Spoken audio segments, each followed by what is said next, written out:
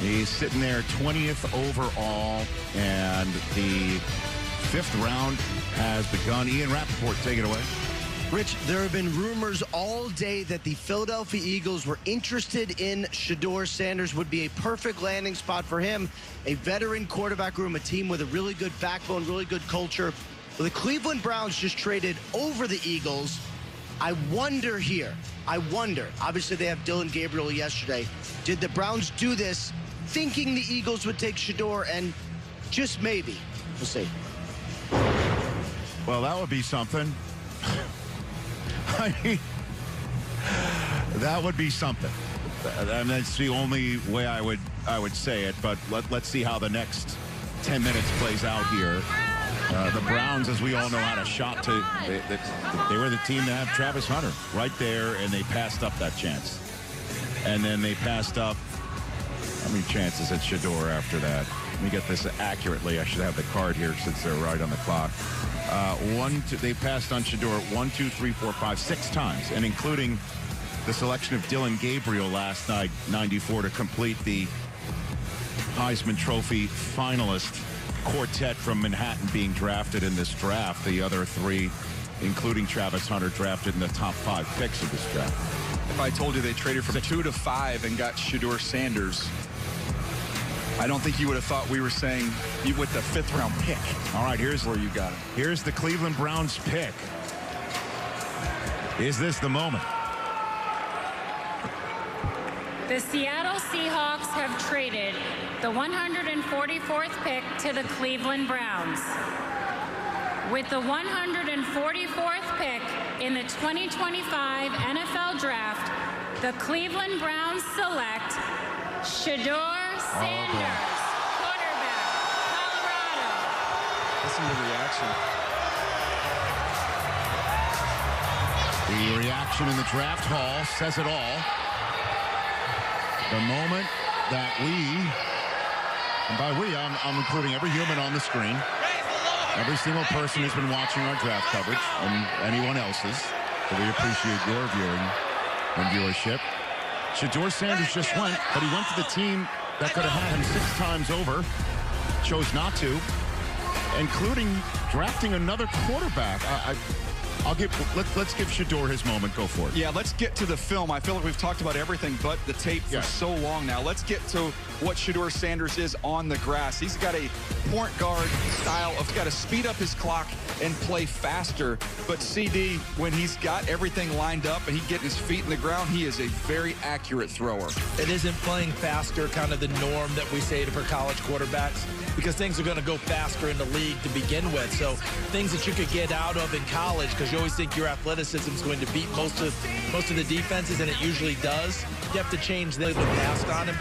We might be just getting an idea of where Cleveland had him ranked, and now they got him in that spot. I understand all this, but here's the best part for him. Kenny Pickett's there, Joe Flacco's there, Dylan Gabriel's there. There's no one there that he can't compete against. This is still an opportunity for him to be a starting quarterback in the NFL. It is a big quarterback room, but it's not one that's so daunting that Shedeur Sanders, who was a borderline first-round talent, can't go in there and compete. And to me, it's the right style of offense. They got the runners for him earlier in the draft. The way Stefanski calls plays, this fits what Shedeur Sanders is going to need to go forward in the NFL. Well, he's going to hate where he went, but it's a good spot. Let's talk about that, because we have been saying for 2 straight days now, it's not where...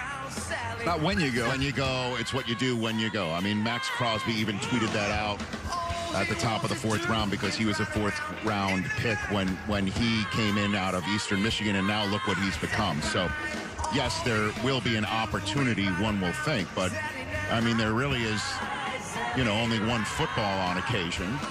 And on top of that, how does that conversation go when you call him? Like, you know what I mean? Like, I thought the exact same thing. Who picked up the phone and called? I'll tell you exactly how it first of all, the first thing is Shedeur had to verify whether it was real, because I saw that video, which is insane that somebody would ever do such a thing to anybody. Forget about who it is. But outside of that, how does that conversation go? Like, we're going to give you a shot. We're going to give you this. We'll give you that. And now, however you want to say a message has been sent or received, or whether it deserved to be sent or needed to be received, however you want to put it, he is now in a position of joining a team that not only drafted a quarterback, but one ahead of him, and could have had Travis Hunter on top of it and turned that opportunity away to get a draft choice in next year's draft, presumably because there's a better quarterback draft class next year.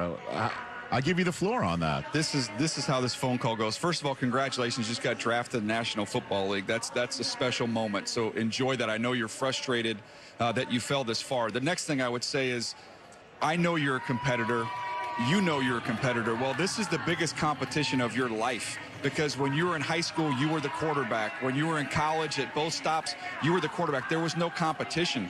You listed off all these names. You have to fight, first of all, compete to win a job on this team. You've got to get a spot. Then after you do that, now you've got to compete to try and move your way up that depth chart. For some of the criticism of Shedeur, and some of it is, well, everything's been handed to him and it's been kind of controlled and the path has been laid out by Dion. He's coming into one of the most crowded quarterback rooms in the NFL as a 5th-round pick. He is going to have to earn everything. So that competitive nature, your dad's one of the most competitive people that's ever walked this earth. We're getting ready to find out how competitive Shedeur Sanders is. He's going to have to earn everything. He's going to need the Baker Mayfield chip, their former quarterback, carry that with him. I co-sign on everything that you're saying, Daniel, and I think of it this way.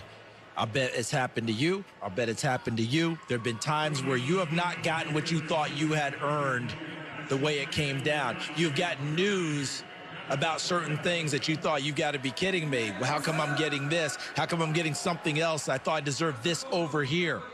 But the opportunity remains. What are you going to do now that that's in front of you? Are you going to continue to say, well, I wanted this over here? That's not there anymore. This is what's here. It's right now. I've experienced it. I think a lot of people at home have experienced it. What's going to be the next step for you? You can be angry. You can be upset. I get it. The next step is go out and fight. And I'll guarantee you, that's part of what they're talking about in the Sanders family right now. You get a chance to show the guy that picked ahead of you you're better than him. You get a chance to show a guy who's won a Super Bowl that you're better than he is. You get a chance to show that a guy who's a first-round pick that you're better than he is. This is your opportunity. So Shedeur Sanders, I get it. The frustrations are, I've wanted to give you a hug for 2 days now. But now's the chance to get up and go. I've been there. It's not fun, but you got a choice to make. Battle or not. I think he's going to battle. Well, in case anybody's wondering how often we see a draft where one team takes 2 quarterbacks in the same draft, it happened last year. The Patriots chose Drake May 3rd overall, then later on chose the current backup quarterback in Dallas and Joe Milton. And part of the reason why New England drafted 4th overall this year is because Joe Milton won a game at the very end of the season show up for. that turned out for being Gerard Mayo's last game as head coach. But neither here nor there. We're currently looking up. Pittsburgh did it in 2022 as well. Look, the biggest one is RG3 and Kirk Cousins. Well, but so I know it's I'll different. ask that question.